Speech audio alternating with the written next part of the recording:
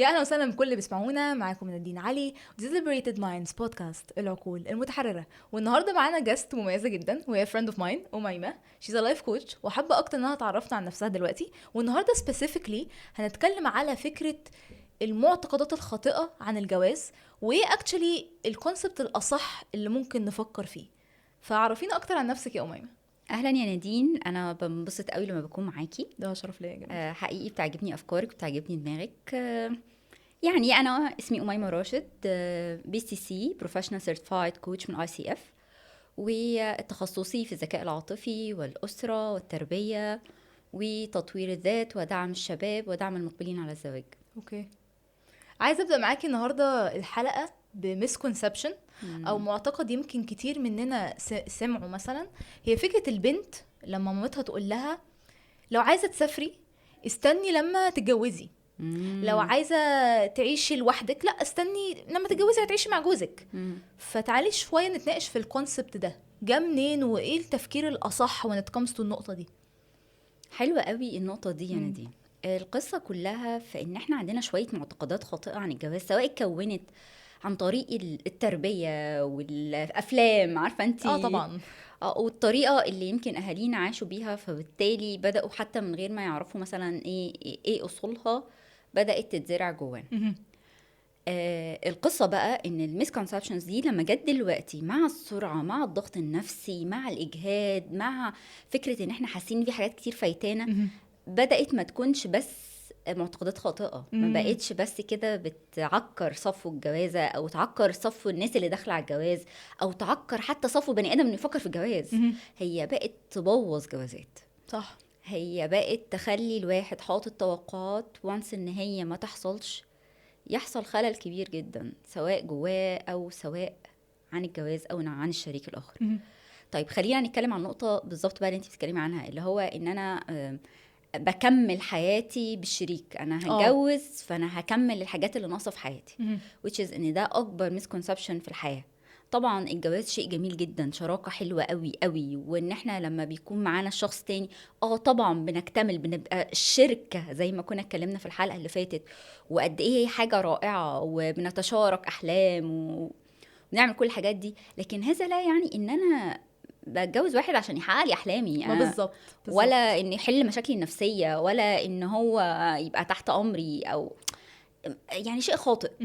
خلينا نقول ان ايه الصح وايه الغلط، ايه المسموح وايه مش مسموح، مش بتاعتنا. لكن اللي احنا دايما دلوقتي نقول للناس ربوا ولادكم عليه فكره ان بنتك ما تبقاش في الهيلبلسنس، العجز المكتسب. احساسها ان هي في حاجات ما اقدرش اعملها لمجرد اني معيش شريك، او اني ما اتجوزتش، او اني ما عملتش. لا، دايما خليها حاسه ان هي قادره ان هي تتعلم، ان هي تعمل حاجات، تكتشف، تتحرك، مش محتاجه تستنى حد اللي يعمل لها. صح. ولكن ده لا يعني برضو ان هي تبقى فاهمه ادوارها كويس جدا وحدودها كويس جدا والكلام ده كله. فده وجهة نظري برضو. انت ايه رأيك؟ انا صراحة يمكن بشكل واضح وصريح انا ضد جدا الفكرة ذات نفسها او الكونسبت ده ذات نفسه، المعتقد. لانه بينزع الاستقلالية من البنت. ان هي بالتالي هتعمل اعتمادية على تلبية احتياجات معينة من خلال شريك الحياة. وعلى المدى البعيد هو فعلا يعني على المدى القصير هيلبيها، بس على المدى البعيد هيبتدي يحس انها تقيل عليه او حمل عليه to an extent. فانا ليه معلمهاش ازاي تكون مستقلة بذاتها وتبرنج ان الاستقلالية دي في الجواز؟ يبقى احنا اللي هي اسمها ربي interdependency.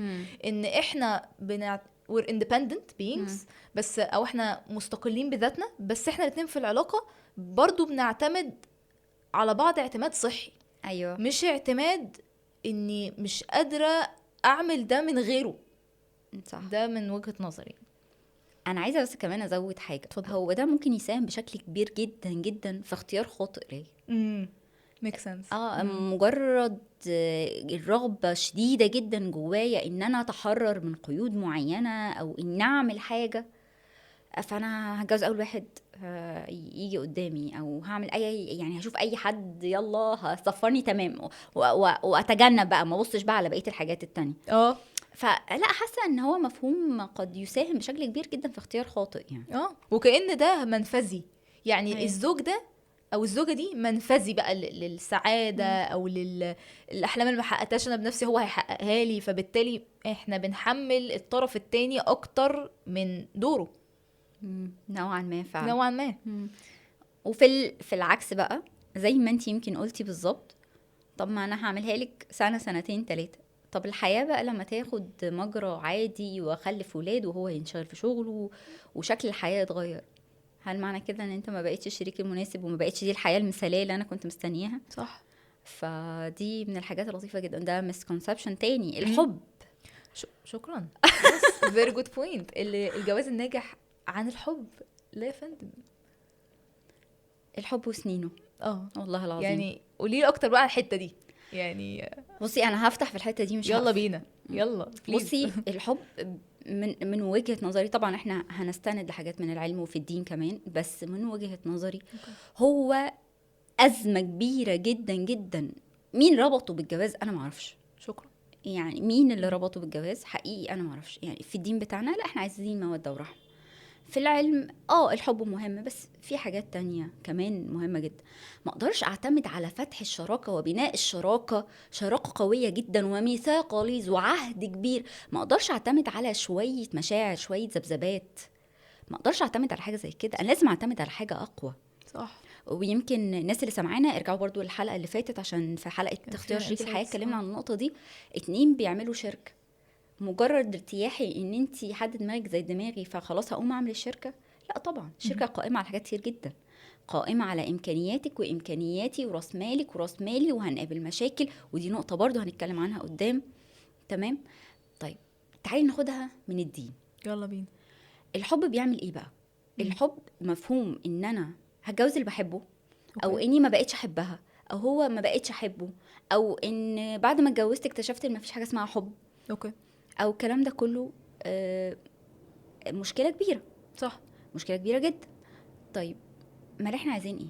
احنا عايزين مفاهيم اكبر اسمها المودة والرحمة. تعالي نجيب المفاهيم دي نرجعها لاصلها.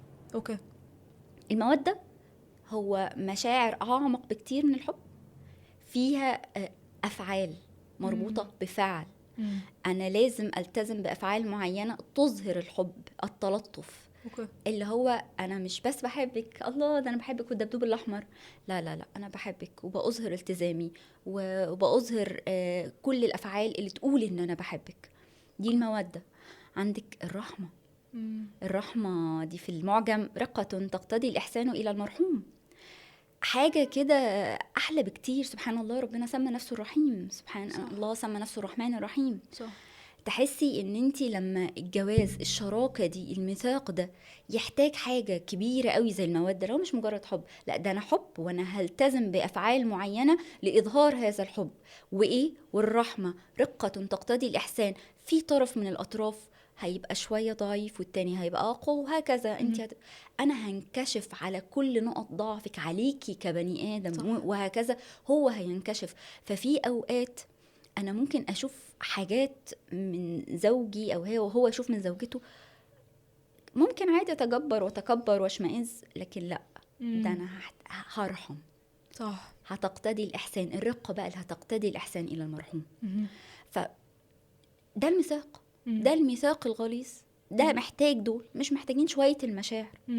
صح. كمان دي الحاجة التانية ان احنا اتجوزنا ورجعت الكيمياء اللطيفة اللي كانت في مخنا عادي بقى طبيعية بقى طبيعية، وبدأت احس ان هو ما بيحبنيش، وانا بدأت احس ان وهو شايف ان هي ما بقتش تحبه. فلا لا، ده انا كرهتها.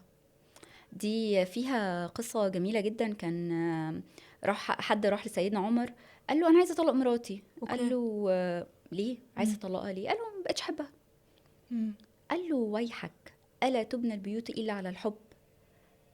أين الرعاية وأين تذمم العهد، الميثاق، الوفاء. فأنتي فاهمة إن حتى دي أنت هتبني بيتك على شوية المشاعر دي. صح. وسبحان الله في آيات في القرآن إن أنت مش عشان كرهتي الزوج أو ما عشان كرهت الزوجة ترميها. فدي حاجة من الحاجات. طيب يبقى احنا كده اتفقنا برضو ان الجواز الحب حاجة جميلة، ولكن هو الحب مش كفاية. الجواز شراكة، عهد، ميثاق غليظ، محتاج حاجات أقوى بكتير من فكرة بس إن أنا عندي شوية ذبذبات وشوية كيمياء. محتاج المودة والرحمة، وقلنا تعرفهم في المعجم، وقلنا قد إيه هم معاني أعمق. تمام. وقلنا برضو إن وانس إن إحنا دخلنا في مرحلة العادي والتشالنج بقى والروتين، فلما المشاعر دي راحت لحالها، لأ فعل بقى إن لأ، أنا محتاج أجيب بقى الاحتياطيات بتاعتي واشتغل وقوي العلاقة دي. وإن طبعا مش معنى إن أنا كرهته فأنا إن أنا أسيبه، لأ، إن العلاقة دي محتاجة أشتغل عليها. إيه كمان مفهوم الحب بيبوظ حاجات تانية في إيه؟ إن يا نادين أنا بحبك يبقى أنا هتغاضى على كل حاجة. كارثة. احنا الحب هيخليني اتغاضى عن الفروق المادية، الفروق الثقافية، الفروق الاجتماعية، الفكرية، الفروق في السن، which is ده مش معناه ان هو ده مؤشر نجاح او فشل. انا مش بقول ان انتوا هتفشلوا او تنجحوا، بس ما ينفعش باسم الحب اتغاضى، ما ادرسش البنود دي. صح. فدي برضو من الحاجات اللي بيعملها للأسف الحب. فنيجي ندخل الجوازة ما فيش حب، اكتشف بقى التحديات. صح. which is ان كان ممكن على فكرة انا قبليها كان ممكن اقعد وادرس على فكرة واشوف التحديات دي واواجهها ازاي واعمل ايه والكلام ده كله، بس لا، لان هنا على فكرة بتيجي مسكونسبشن بتاعت انت هتكتشف كل حاجة في الجواز. ايوه. طب ليه ما اكتشفتهاش قبلها؟ ما كان ممكن. فدي نقطة برضو. وهي بقى دي النقطة برضو بتاعت المودة والرحمة. انت عارف ان انت بعد الجواز هتكتشف حاجات تانية، وحاجات على فكرة صادمة. لو كان اللي قدامك ده ملاك انت هتكتشف حاجات صادمة، انتوا هتنكشفوا على حاجات يعني ممكن عقلك ما يبقاش عارف يستوعبها. فالفراشات بتاعت الحب هتنفع للموقف ده؟ مش تنفع الموقف ده. 100%. فسبحان الله، لا يعني الحب اكبر مسكونسبشن من وجهة نظري. لا، مش الحب كفايه يا حبيبتي، لا يا ماما، في حاجات كتير اهم من الحب. والله حصل. يعني الافلام والمسلسلات الهندي بقى ولا التركي ولا ايا كان، مش عايزين برضو نظلمهم قوي يعني، بس هما برضو بيوصلوا شكل معين لشكل الحب. زي فكرة مثلا انه لو بيغير عليكي او بتغير عليك يبقى بتحبك. ايه رأيك في النقطة دي؟ دي نقطة عظيمة. شكرا. بصي، الغيرة شعور جميل جدا جدا. اوكي. وسبحان الله احنا يعني حتى هنيجي ندرس مشاعر، نيجي نقول كل شعور ممكن يكون وراه ايه، ونيجي عند الغيرة نقول لهم تفتكروا شعور زي ده اصلا ممكن يبقى له لازمة؟ interesting. فانت ايه رأيك؟ ممكن يبقى له لازمة الغيرة؟ الغيرة حتى مش لازم بين الزوج والزوجة، يعني بين الاخوات، بين الناس، بين الزمايل في الشغل. I believe هي كده اي مشاعر بنحسها فهي رسل جايه تبعت لي رساله. صح. فلو هتكلم على الغيره مثلا، فهي رساله بتقولي ان انا برغب في شيء معين، والشيء ده انا محققتوش او هو مش معايا دلوقتي. فهو ايه بالظبط الشيء ده وازاي ممكن احققه؟ لو فكرت فيها من الناحيه دي. لو فكرت فيها من ناحيه الخوف من الهجر او الترك، فهنا كونسبت تاني بقى، ان هو انا غيرانه عشان حاسه بالتهديد ان الشخص ده هيروح بسبب حاجه تانية مثلا. ففي الحالة دي بقى الانر ثوت او الانر بليف بتاع ان انا سوف اترك، ده اللي محتاج انه يتم التعامل معاه مثلا. ايوه ده حقيقي جدا. حتة ان انا سوف اترك لازم اتعامل مع الحتة دي. هو انا ليه كل حاجة بتحسسني بتهديد ان انا هتساب؟ دي حتة المشاكل وهنتكلم فيها بالتفصيل. يلا بينا. بس خلينا قبل ما نروح لحته المشاكل خلينا نتكلم على حته الغيره. ايه شعور الغيره؟ شعور جميل جدا، بيقولك ان انت البوزيشن بتاعك فيه مشكله وانت محتاج تظبط الحته دي. البوزيشن بتاعك عندك في شركتي، بين الاخوات، بين الحاجات دي كلها. فهو شعور عادي، دافع، حاجه محرك هتخليكي تعملي اكشن معين. الغيره كغيره ما فيهاش مشكله. التصرفات اللي بنعملها من الغيرة هي دي اللي فيها مشكلة. وكل واحد زي ما انتي قلتي بمعتقداته ودماغه وأفكاره والشعور ودى لفين. يعني اخوة يوسف وداهم ان هم رموا في البير. لكن انتي كشخص لازم تقفي، هو انا غيرانة فانا محتاجة اعمل ايه، محتاجة افكر، محتاجة اشوف ايه الافكار السلبية الغير صحيحة، واشوف ايه الافكار الايجابية، وايه الاكشن اللي ممكن يتاخد علشان نقفل الفايل ده. تمام. فده الغيرة. اكيد طبعا لو هحب اي حاجه او هكون متمسكه باي حاجه، طبيعي ان انا هيجي لي شعور بالغيره. مكانتي مثلا وسط اخواتي وجالي اخ صغير، طبيعي هحس بالغيره. لما اكون انا في شغل وحد جه اشطر مني، طبيعي هحس بالغيره. راجل ومراته وحد تعرض لمراته او هيتعرض او تهديد باي شكل من الاشكال، طبيعي، ما جزء من رجولته. فاهمه؟ فهو شعور كشعور هو جميل جدا. طبعا لازم يتربط بالحب والجواز والصحوبيه والشغل وكل حاجه. الكنترول هنا يتعامل على التصرفات. الكنترول هنا يتعامل على رد فعلي مع الشريك. انا مش بحملك ذنب ان انا غيران عليك، انا باخد الاكشن المناسب اللي يخلينا نقفل الفايل زي ما بنقول. صح.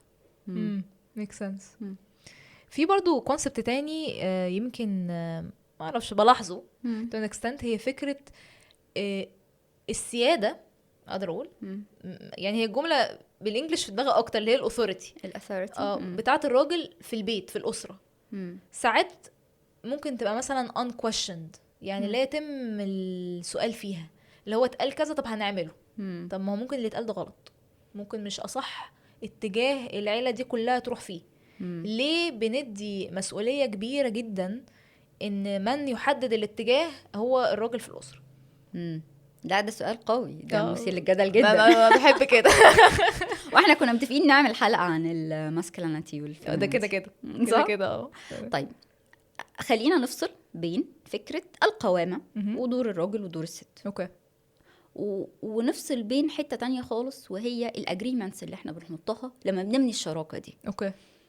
انا هرعى وانت هتحمي، انا هصرف وانت يعني عارفة انت الحتة دي. في اجريمنتس انت يمكن زي ما قلتي لا يبقى هو لا، مش ما دي مش طريقة حوار. اكيد في طريقه حوار. انا هحترمك وانا عايزاك انت، بالعكس انا عايزاك تمشي كلامك، مفيش مشكله، انا عايزاك تتصرف بس تعبش دماغي. يعني انا كأنثى عايزه ارتاح، عايزه يعني انت اللي تتصرف وكل حاجه. بس برضو من واجب الشركاء ان كل واحد فيهم يبقى مفهم التاني، وده من حسن التواصل. يعني مفهم التاني هو لا ليه. يعني دايما نقول كلمه كده، هو انت ضلع وهو بيحميكي، النية كويسة. هو بقى بيعملها بطريقة خاطئة أو بطريقة أنتي مش فاهماها، اقعدوا اتكلموا. فاهمة؟ هو نيته كويسة، ده أنتي ضلعي وأنا بحميكي، وأنا هعمل كل حاجة في الدنيا عشان أحميكي، وما تجيش تقولي طاعي ضلعك وارميه. لأ، أنا هحارب عشان أفضل مخليكي بعمل دوري صح وبحميكي تاني. يعني أنا عارفة الكلمة كررناها كتير. ماشي، نيتك كويسة، بس إيه المشكلة لما نقعد نتكلم؟ ايه المشكله لما نقعد نتناقش؟ ايه المشكله لما يبقى فيه بينا اجريمنتس واضحه، وحتى حدود للرفض، حدود للجدال، ايه نجادل فيه قدام مين امتى، ايه مفروغ منه ايه مش مفروغ منه. عارفه انت الحاجات دي. تواصل صح. هتلاقيني انا بقول لك تصرف انت. قال لا قال لا، ده انا كنت مكسله انزل اصلا، فاهمه؟ طبعا ده مش معناه ان انت تسمعي كلامه وخلاص، يعني مش بنسخنك عليه. أيوة. يعني. بس المقصود ان لما بيبقى فيه تواصل، ده بيخلي كل واحد يقوم بدوره بشكل سلس قوي وبشكل لطيف، والاتنين راضيين والاتنين مبسوطين. وبنجادل وبنعترض وبنتفق وبناخد رأي بعض وبنعدل الاجريمنتس وبنشوف اولوياتنا ايه ونظبطها. في وقت هحتاج ان انت اللي تقومي بالواجب، انا كراجل هحتاج ان انت كست معلش انت اللي خدي القرارات، انت اللي ديري الحتة دي. والعكس كله بالايه؟ اتفاق. والود والرحمه اللي انت منشند في اول الموده والرحمه. ما نقعد ونتفق، ما نقعد ونتكلم، ما نقعد ونتواصل، ما نقعد ونتخانق. صح. ما نتخانق، ما هات اخرك وهات اخري. صح. ايه المشكله؟ ده المسكونسبشن بتاع ان المشاكل بتبوظ الجواز خالص. بالعكس، المشاكل مش بتبوظ الجواز. اللي بيبوظ الجواز ان احنا مش عارفين نتخانق صح. 100%. وده بيبرنج او بخلاني افكر في فكره لما بيتقال مثلا على الست لا افضلي عشان تستحملي، لا استحملي. فكره هو الست لا استحملي، استحملي الراجل، معلش اصله كذا كذا كذا، معلش اصله كذا كذا. طب ليه مثلا الراجل مش بيتم الكلام معاه على فكره لا ده في كوميونيكيشن، في تواصل، لا في اداره مشاعر، ليه في مش عايزه اقول الكلمه دي، بس في جهل when it comes to الاريا دي يس من ناحيه رجاله مش كتير يعني، ولا اقدر اقول مش قليلين to an extent، ان افهم مشاعري اعبر عنها تواصل ما بعرفش، فبالتالي الست لا معلش استحملي في كونسبت زي ده يعني. ايه المشكله هنا؟ ممكن نوفركمت ازاي لو في حتى مشكله في اريا زي دي؟ بصي، هي دي مساحة بايخة جدا جدا. يعني اعذريني في استخدام اللفظ، بس هي حاجة بايخة جدا. ويمكن ده من حسن حظنا ان احنا بقى عندنا وعي، الحمد لله ان احنا بقى عندنا حتة ان انتي حتى لما بتقولي استحملي وعيشي عشان الولاد، اوكي على فكرة يعني قدسية الميثاق الغليظ حلو، حلو ان انا اقدس الميثاق الغليظ والبيت، وان مش اي مشكلة تخليني امشي وكل ده. بس انت مش واخد بالك ان انتي لما قلتي كده للست انتي عطلتي عندها البروبلم سولفينج. ما انا مستحمله عشان العيال، ما انا حسيت ان انا مقهوره وبقيت ضحيه، اللي هي العجز المكتسب. العجز المكتسب. انا خلاص حطيت نفسي جوه السجن واعتبرت ان انا مفيش مفر لمجرد ان انا لازم استحمل عشان العيال. مع ان انا ضيعت على نفسي فرص كتير قوي.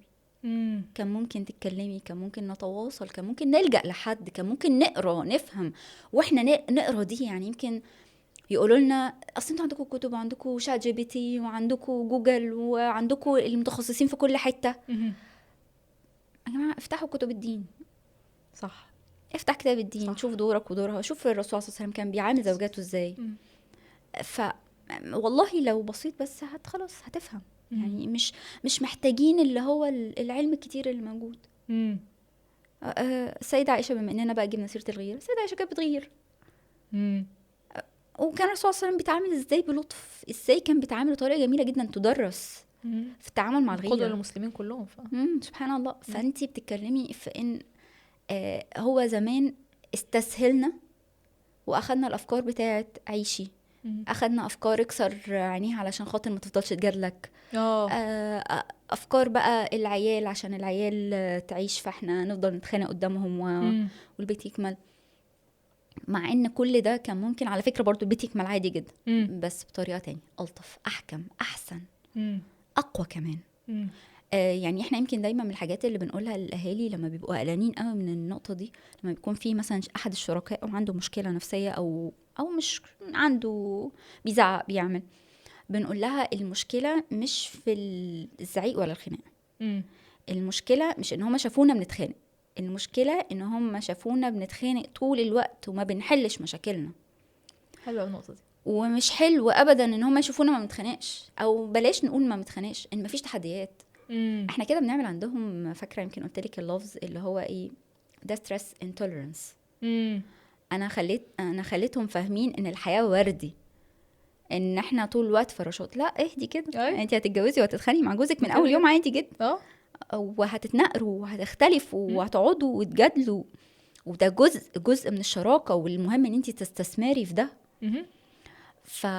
فلا فعادي نتخانق، عادي نجادل، عادي نحل مشاكلنا، عادي لما تقفل بينا نروح لحكم من اهلها وحكم من اهله، او نروح لمتخصص، او انا اقرا يا ستي ما عنديش امكانيات الماديه او الامكانيات في الوقت اقرا، ان انا اسمع، ان انا اشوف دوري ايه، طب انا عامله دوري صح ولا لا، هو عامل دوره صح ولا لا، الخلل فين. بنسمع كلام الناس كلام الناس في حدود مثلا مكسوره، في حاجه مضايقاه، في حاجه مضايقاني، في حاجه نقطه ضعف عندها او عندي صاحيه الايام دي، صح، فاهمه؟ ودي النقطه بقى في المشاكل اللي قلت لك هنروح لها. حته مثلا ان انا عندي خوف معين من زمان، زي خوف من ان انا اتهجر، او خوف من الظروف الماديه، او خوف من اي حاجه من الحاجات، او تحدي ليه علاقه بالولاد، او تحدي ليه علاقه بشغلي، او حاجه معينه مخلياني مش احسن نسخه مني في الفتره دي. هنا بقى ايه، هنتخانق كتير، صح، بس عارفه ايه اللي هيحكم الحته دي؟ الموده والرحمه. صح، انا هرحم، الاساس الحقيقي، الرقه بقى اللي كانت تقتضي الاحسان الى المرحوم. صح، هي مش احسن نسخه منها ومش في احسن حال، وانا هنا مش هختار ان انا اكسرها، انا هختار ان انا ارحمها. والعكس، ما هو هيقابل تحديات، ما هو ممكن هيبقى في وقت عنده تحديات مادية، مش عارف ادفع اقساط المدارس، انا مضغوط في الشغل، انا بجري، انا بعمل نفس الحوار. نفس الحوار. هنا اللي هيجي ايه؟ نتكلم، نتفاهم، نوصل لحلول، نوصل لاجريمنت، نفهم المشكلة كويس، نسمع بعض، نحتوي بعض، ونشغل الموضوع ونروح. صح. very good point. طب في كونسبت اخر برضو، فكرة الست القوية. ايوه. ساعات بيتقال ان الست القوية والله انت لو فضلتي كده انت مش هتتجوزي او مش هترتبطي، لان الرجالة مش بتحب الست القوية، لا بتحب الست اللي هي like submissive، تسمعي الكلام كده ولطيفة وكتكوتة وحلوة وكيوت والجو ده. فانت ايه رأيك بخصوص الفكر ده؟ بصي، هو فكر متطرف عامة. ما هو زي نفس فكرة دي ملهاش شخصية، أنا عايزة واحد ليها شخصية. هو فكر متطرف يعني. وبعدين ده برضو مترتب على تعريفك ايه للست قوية. صح. وليه خايف منها. very good، نقطة حلوة. وهكذا تعريفك ايه للست اللي هي ماشية ما بتناقش او ما بتجادلش او ما عندهاش دماغ. يعني ده لفظ بيتقال كتير جدا. وتعريفك وخايف منها ليه. صح. فلا، هو عامة فكر متطرف يعني. انت هي حاجة مش مفهومة يعني. لا مش هتجوز واحدة قوي يعني ايه؟ يعني ايه وليه؟ بس برضو نرجع لنفس النقطة بتاعت أدوار الراجل وأدوار الست. فاهمة اللي هو انت فاهمة أدوار الراجل والست. ممكن تكوني انت قوية عشان ظروف معينة، عشان قايمة بأدوار يعني ابتليتي فاضطريتي تقومي بيها. لكن انت فاهمة كويس جدا حدود أدوارك. ولا انت عايزة واحد يبقى صورة وخلاص. برضو هنا دي حاجة نقطة لازم نتشالنج. صح. good point. طب فكرة اللي بيتم مناقشتها I think ده من لايف كوتشز كتير بقى. يعني لما نخش على السوشيال ميديا ونفتح يقول لك الطاقة الذكورية وطاقة الأنوثية، وإن لازم الست تبقى قاعدة في طاقة الأنوثة والراجل يبقى في طاقة الذكورة، وده اللي بيخلي العلاقة ناجحة وكلام من ده. طيب ما هو مش كل واحد فينا whatever الجندر whatever جنسنا ايه عنده الاتنين؟ ايه رأيك في حاجة زي كده؟ فين الحقيقة هنا؟ الموضوع ده كبير كبير كبير وعايز حلقة لوحده. ده كده بس انا بحب ابسطها. يلا يا جماعة، ما كل واحد يشوف ادواره ايه ويعملها. ما تفتح الكتالوج بتاعك. وبرضو مش محتاج تروح للايف كوتش وتدفع فلوس كتير، ولا محتاج تسأل جات جي بي تي. افتح كتاب الدين. انت دورك ايه؟ وانتي دورك ايه؟ وانا ازاي بخرج عن ادواري؟ وزي ما قلت لك يمكن برضو في الحلقة اللي فاتت، في بعض الاوقات انا هيبقى في استثناء. انا بعرف اعمل الاستثناء، بس انا مش عايشة في الاستثناء. افصلي. دي بقى اللي هو يمكن ممكن الرجالة تخاف منها لما يشوف الست يقول دي قوية. ليه؟ ده هي عايشة في الاستثناء. هي عاجبها الاستثناء. انا عايزة السلطة، عايزة احس بالسلطة. انا اللي اصرف، انا اللي اعمل، انا اللي اقرر. تمام، اوكي. في بعض الاحيان الام يعني خلاص بيتكتب عليها ان هي تبقى ام واب. هي اللي هتصرف، هي اللي هتقرر، هي اللي هتمشي الدنيا، هي اللي هتعمل. مفيش مشكله انك انت تعرفي تعملي كده. بس انت فاهمه ان ده استثناء، صح؟ مش فاهمه ان ده دور الاساسي، او ان حتى لو انت عايزه تعيشي في الاستثناء ده ما بيأثرش على ادوارك الاساسيه. بس هي دي القصه. افتح الكتاب، شوف ادوارك الاساسيه، شوف ادوارك الثانويه، شوف الاستثناءات، وانت عايش فين، في أنهي منطقة. وارجع تاني رتب أولوياتك من أول وجديد. في بقى مسكونسبشن اللي هو يمكن سمعت عنه كتير قوي يعني. فكرة ان الراجل يقول والله انا دوري اني اصرف على البيت مثلا، ولكن محدش يكلمني في حاجة اكتر من كده. يعني انا بغطي ان انا اصرف على البيت، بس محدش يطلب مني حاجة اكتر من كده. الست ملهاش حق انها تطلب حاجة اكتر من كده. رايك ايه في حاجه زي كده؟ انا عايزه اتخانق الحقيقه. يلا بينا. يعني اسمحي لي اتخانق. اسيب بقى العلم والكتب على جنب. اوكي. الريفرنس بتاعك ايه؟ المرجع بتاعك ايه؟ يعني انت بترجع لكتاب ايه بيقول كده؟ فاهماني؟ طبعا انت ليك حق الانفاق وان انت تبقى قوام بالموضوع ده. بس فين يعني فين العلم بيقول شارك؟ في الدين الصحابة كانوا بالعكس، الطفل بيخلص مرحلة early childhood بيروح لبابا وهو بيبدأ يكتشف بقى العالم. فمرجعك ايه؟ وهنا بقى ده النقطة الأولانية خالص اتكلمنا فيها، العادات والتقاليد والمجتمع والأفلام. طبعا ده ما يخليناش ما نقدرش فكرة انه بيتعب قوي، خاصة في الظروف الحالية دلوقتي. يمكن في ناس بتشتغل شغلانتين، في ناس بتشتغل اكتر من 18 ساعة، بيتعبوا جدا، بيضطروا يسافروا اوقات طويلة.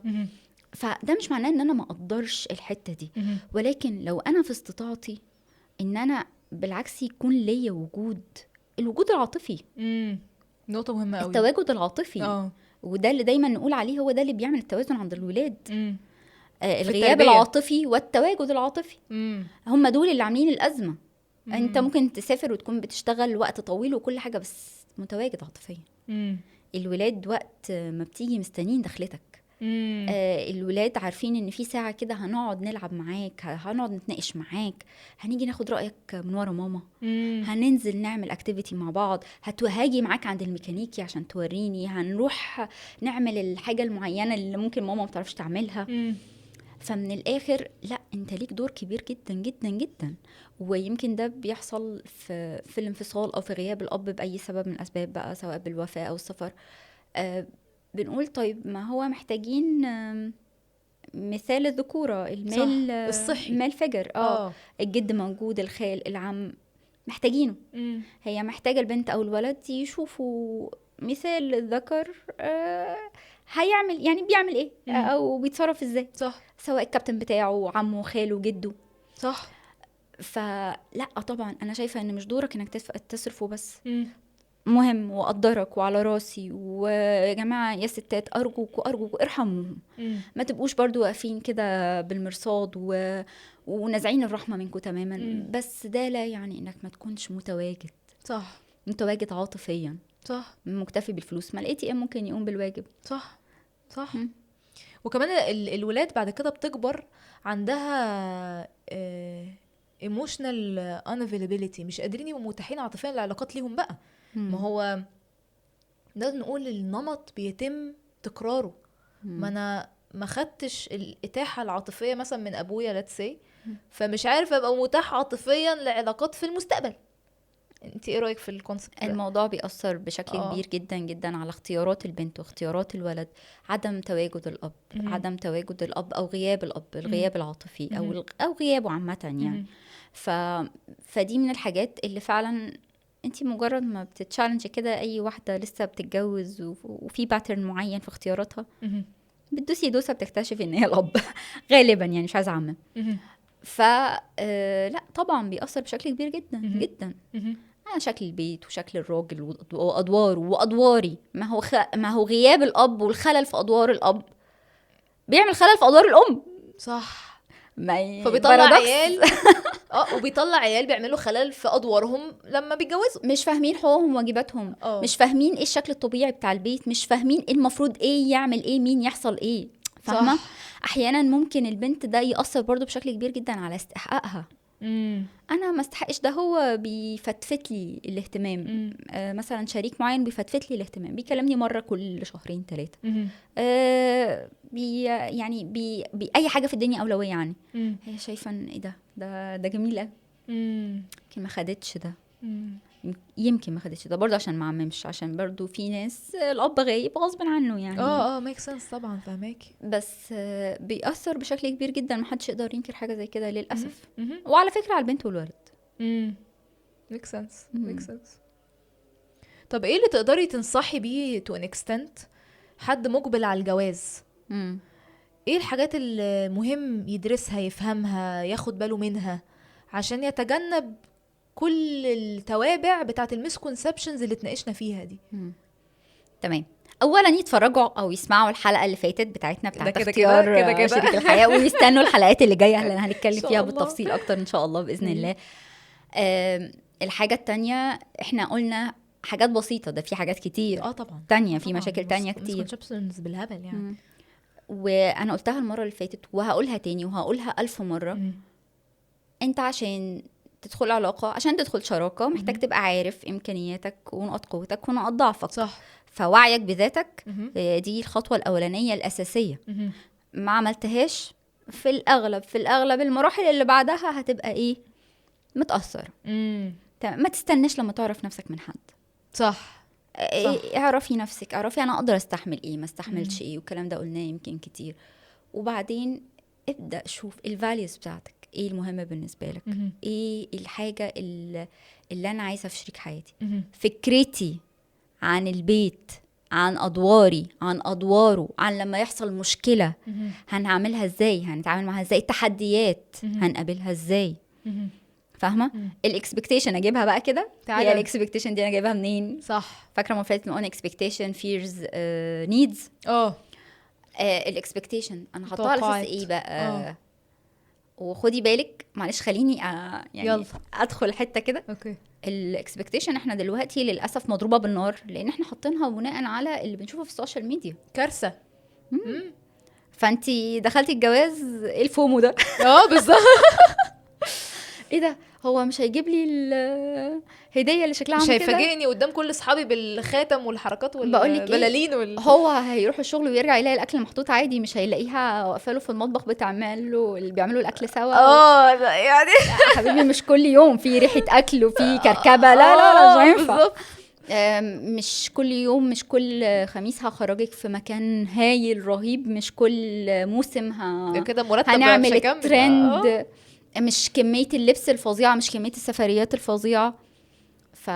فانت الاكسبكتيشن بتاعتك دلوقتي كمان، سيبك من ان اصلا بني ادم بيبقى داخل باكسبكتيشن، يعني انت اكسبكتيشن بتاعتك دلوقتي مضروبه بالنار بسبب السوشيال ميديا، بسبب اللي بيحصل. صح. فدي نقطه مهمه. يبقى قلنا ايه؟ يبقى قلنا اول حاجه وعيك بذاتك عشان تخش الشراكه.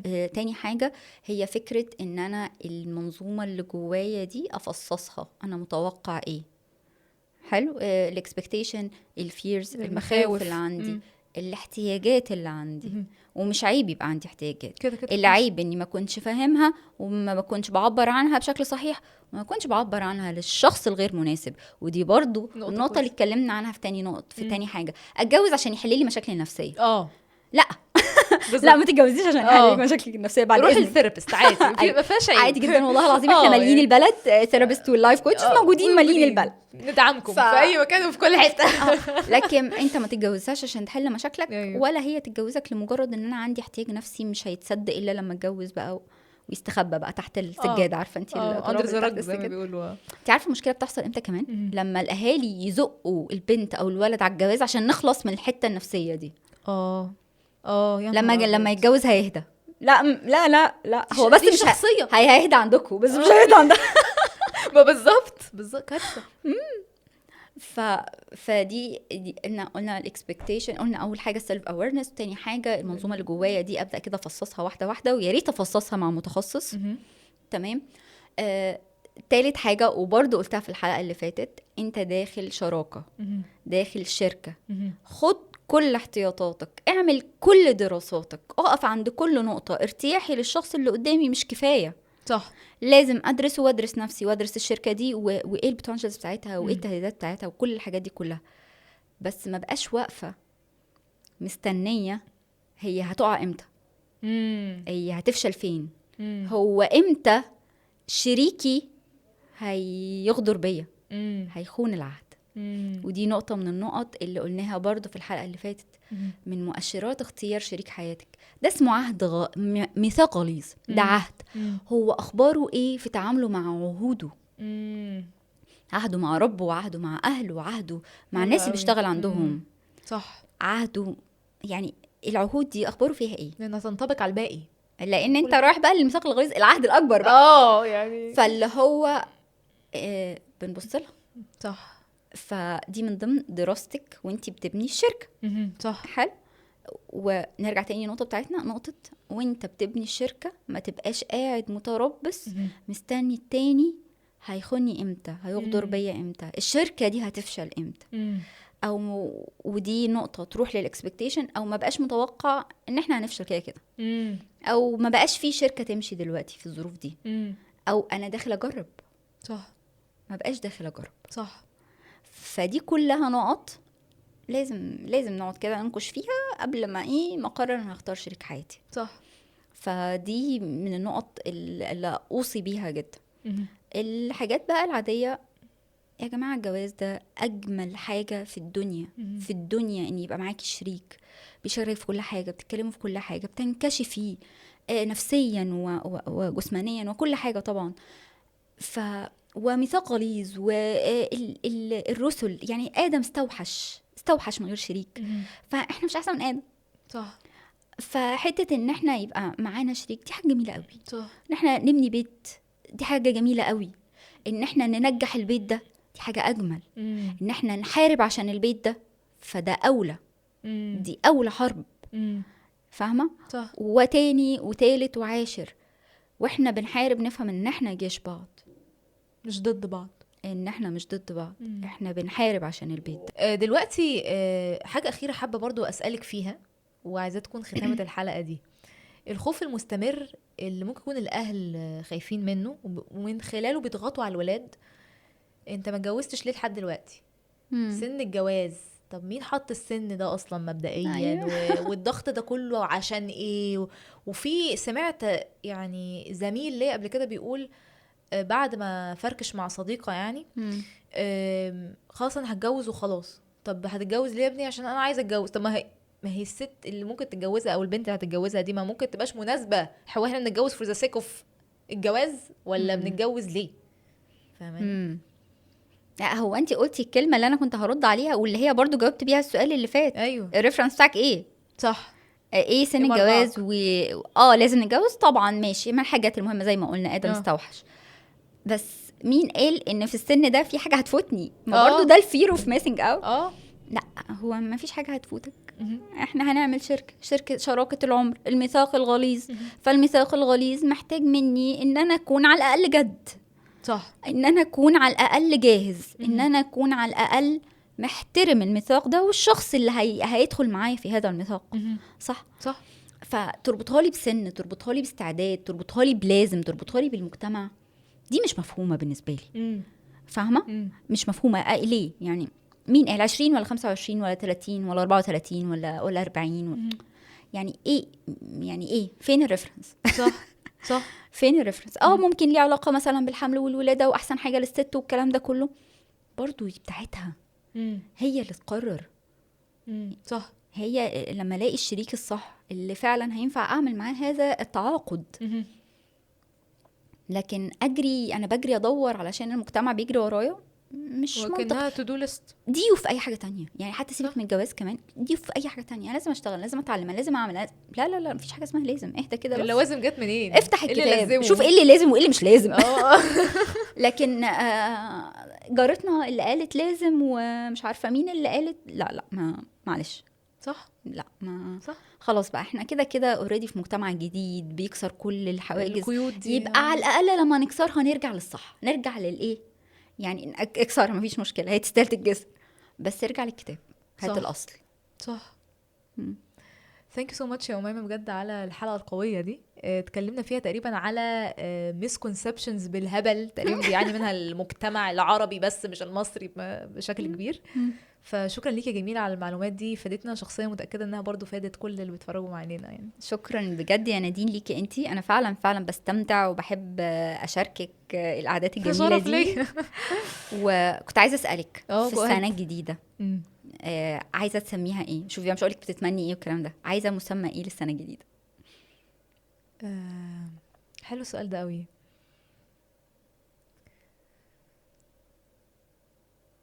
بداية حلوة قوي. ان شاء الله تكون بداية حلوة عليكي. ان شاء الله حياتك كلها تبقى حلوة. ثانك يو جميلة قوي. ثانك يو ليكي. الشكر ليكي وشكرا اللي سمعونا واللي استحملونا. دوروا ورا كلامنا واقروا وما تسيبوش نفسكم. واي خطوة مهمة هتعملها في حياتك سنس ان هي مهمة، فعشان تبقى كويسة وما تندمش وتبقى مرتاح وعارف ان انت عملت اللي عليك، فارجوك اعمل الهوم ورك بتاعك كويس جدا. صح. تشيك مراجعك. بالظبط. صح 100%. بكده احنا وصلنا لنهايه الحلقه بتاعتنا. اتمنى كانت تكون مفيده ليكم. لمتابعه كل جديد بينزل على حلقاتنا ممكن تتابعوا انغامي، سبوتيفاي او يوتيوب. اعملوا سبسكرايب وشير الحلقه دي مع كل الناس اللي تعرفوها. اشوفكم على خير المره الجايه. باي باي.